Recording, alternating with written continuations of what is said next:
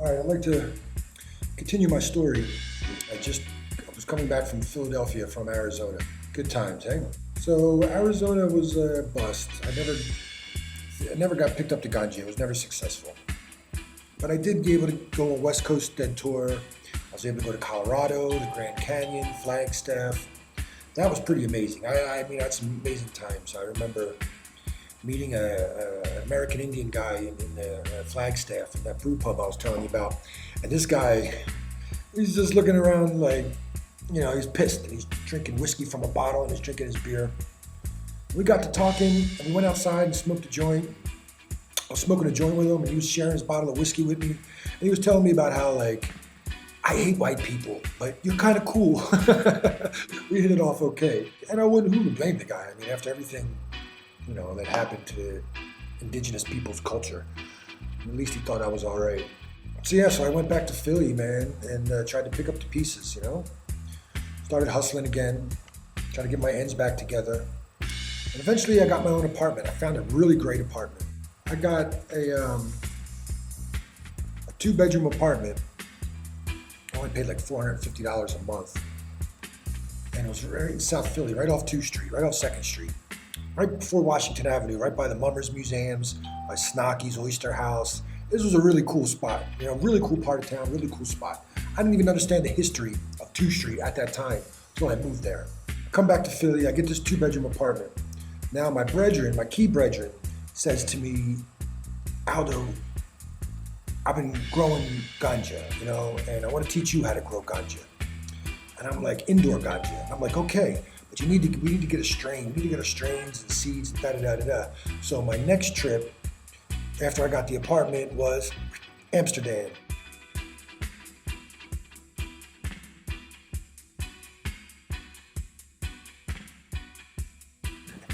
So I hop on a plane and I go to Amsterdam. And I spent, I think, 2 weeks in Amsterdam and in Holland. And it was fucking amazing, man. I mean, Amsterdam. I get there and bikes are everywhere. Everybody uses bicycles to get around in Amsterdam. You know, ganja was legal, so I'm smoking all the ganja. Going to these different coffee shops. Oh, there's a lot of them. Anyway, so I go to one of my favorite spots. You know, what I always heard about, I always seen them in High Times magazine, was Sensei Seed Bank. Went to the Sensei Seed Bank, picked up what seeds I needed. You know, took a visit to the Red Light District, you know, check that out. Point being, ganja, that was where I was at. Going to the airport, coming back. So I take ganja seeds and I stash them inside my, you know, out of the package and put them in my coat loose, you know, figuring nobody would really find seeds, which they didn't. I got home, everything was fine. And I even got, like, my parents, I got them a pair of wooden shoes, you know, them Dutch wooden shoes. People at the airport wrapped them up real nice for me, in a nice package with a bow, you know, just to give it a gift, wrapping paper, all that. I brought back Northern Lights #1. That was like my strain that I brought back from Amsterdam to Philly. And I was like, you know, it's a shame that they're gonna rip this shit apart when I get back to the United States. And I was like, why would they open up? Oh, the drugs. But anyway, they didn't rip it up, and I did give it to my parents. Nice gift. They still have it. So then I go back to my apartment, and yeah, man, I have at it, man. I grew mother plants, cloned the mother plants. I did like a indoor ebb and flow system. It's quite amazing. My first crop, and it went great, man. I ended up meeting a lot of people because of that. You know, afterwards, I started going to shows, and I had this big sack of Northern Lights #1 ganja. You know, so anytime I smoked weed, people was like, "What the fuck?" You know, you couldn't get. Everyone was smoking Mexican. You couldn't get good hydro ganja, you know, anywhere. So, and we were, you know, and I was charging so much for it. Like, if if anything, the price of ganja has gone down, and the price of gold has been going up. And back then I used to tell people, buy gold, because an ounce of ganja was like $400, and an ounce of gold was like $350, $320, $350. And I said, gold's going to go up, and sure enough, gold is now like $1,500 or whatever an ounce, and ganja is like, what, $250, $200 an ounce? I don't even know. Now that it's legal in the United States, this shit probably went down, big time. Yeah, man, I got to meet a lot of people because of this. There's these college kids. They had a band, a really good jam band. They liked my weed, so I ended up going to their dorm and hustling ganja to all these kids. The band is a big band today, I'll tell you that. They all are ganja freedom fighters. Their name is synonymous with Quaaludes. I went to go see Capleton, or Buju Banton, or Capleton, one of them in West Philly once. And so I'm smoking my strong ganja, and these Rastas are like, what the fuck? What's this guy smoking? So this one Rasta came up to me, man, and became one of my key brethren. Came up to me and my brethren, but he became my key ganja connect for bushweed. But the brethren Kenyatta Selassie. Hey, there was nobody like Kenyatta. Kenyatta taught me so much, about ganja hustling in Philly. He taught me about Jamaican time, about how things don't really go as you plan them. He taught me much patience. While I'm all like anxious trying to tie all the ends together. Relax, man. We're gonna do this, man. Oh, some of the situations I was in that this guy took me in. We will talk about Kenyatta because he is one of my main key influences in life. And because I was always working on South Street, hustling my ganja on South Street, I would go to a lot of different pubs. Now, there was this one particular pub, very famous pub in Philly. It's not around anymore, I don't think. I think I heard they closed it down, but it's called J.C. Dobbs. So I go to J.C. Dobbs, and I'm hanging out, and I'm at the bar, and I'm drinking, And this guy next to me is fucking going off about the mob this, the mob that, blah, blah, blah, the Philly mob, the South Philly mob. And I'm like, yo, man, this guy's fucking crazy. And I kept thinking, like, the way he was talking, it was like he knew this so-and-so, and he knew this person, and I can get this done. At a phone call, snapping the fingers. People always say that, you know what I mean? I know so-and-so, I know so-and-so. This guy was drunk and he was talking a bunch of shit. And so I'm just listening like, this guy's full of shit, One day, I mentioned this to somebody. And there's this guy at the bar and he was talking a bunch of shit, all drunk and da-da-da-da-da-da-da. And he's like, oh no, that guy's really connected. I was like, what? How could this guy really be connected? He's loudmouth, man. And sure enough, I ended up meeting him, man. And he liked my ganja. And he took me to his house. And he lived on 2nd Street as well, down on 2nd Street. And, dude, it turns out this guy was fucking connected, he wasn't made or anything, but he was definitely connected. The shit we used to get into with this guy, it was my ganja that really made my bones with Jamaicans, with mob, with, rock stars. I ended up hooking up with, like I said, these bands, Disco Biscuits, the G-Love and Special Sauce, like all these local Philly acts. I ended up eventually even playing in my own in a reggae band, playing keyboards, I learned how to play the piano, and one of the premier reggae musicians of Philadelphia, he taught me some chords, he taught me how to skank, and, in a matter of months, I'm up on stage. And a few months later, I learned how to bubble.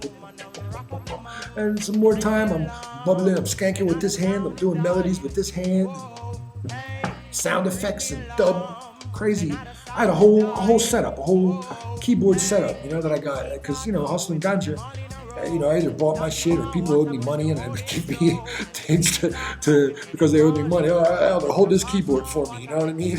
Hold this guitar, hold this amplifier. A whole setup. I was living a rock star life. Everybody knew me. I was eating at fancy restaurants all the time, eating out often. I rarely cooked. friends over at the house. My house looked like the inside of a Bedouin tent, you know, Oriental carpets on the ground, tapestries on the ceiling, Selassie portraits on all over the walls.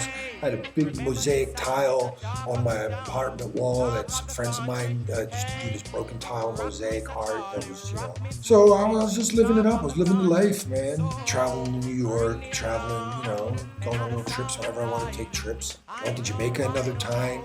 And this time I went with money and had an amazing time in Jamaica my second time. I stayed in a Rasta Nyabingi Center, the Pit 4 Nyabingi Center, and people like Bongo Witty, Bongo Golgi, Bongo Manny, Ross Tony. All these cats took care of me when I was there. Nehemiah, the Bridget Nehemiah. We actually made a couple Nyabingi drums. Like handmade these drums from a fallen coconut tree that's been sitting and dry curing for over a year. And then he would chop the tree.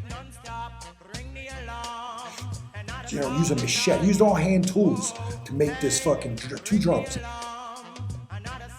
Oh man, they were amazing, dude. Amazing kente drums. Oh, it was amazing, absolutely amazing.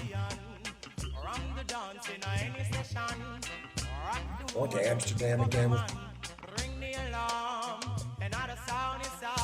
But eventually, like I said, like things do change. I ended up getting above myself. I got ripped off one time. Somebody robbed me.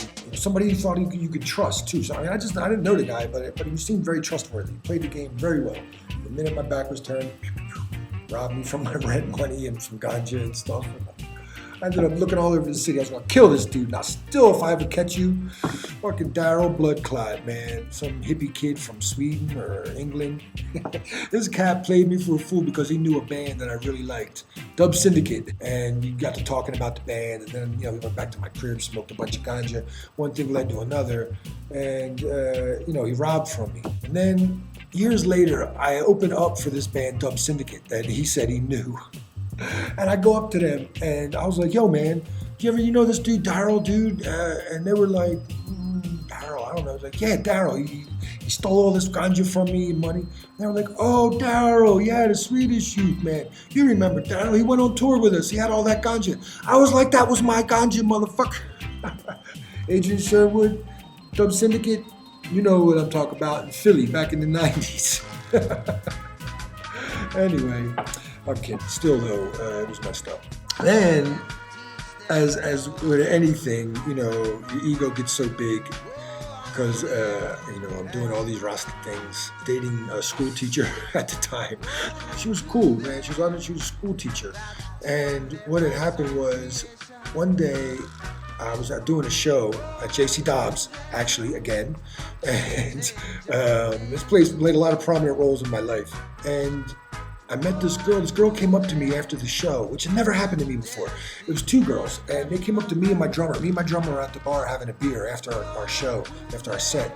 And these 2 girls came up to us, oh, you guys, man, I had a really good show. And, we thought you were really cool. We'd love to hang out with you, So we were like, yeah, come on, you come back to our place. And, we're going to bring the equipment back, and you can hang out, we'll hang out. So we brought the girls back to my house, smoked ganja all night, until the sun came up, and we didn't, have sex with them or nothing like that. We just, enjoyed their company. I went and I dropped them off at home in the morning and went back home. And that same day, this girl comes back to my house, the same girl I hung out with, knocks on my door, and boom, we ended up hooking up, and we were together like that whole summer. And now I'm juggling these 2 girls. I got the school teacher on one side, and then I got this other girl who was like tattooed up. She had like tattoos of like the Predator or the Alien. I think it was the Alien from the movie Aliens on her, and she had like a mushroom cloud on her foot that said "Atomic Bitch." Like she was a real biker chick, And I was just, she was gorgeous though. One thing leads to another, and the girl I met at the concert gets pregnant, and I was like, "Oh fuck." Subscribe so we can make more videos at home.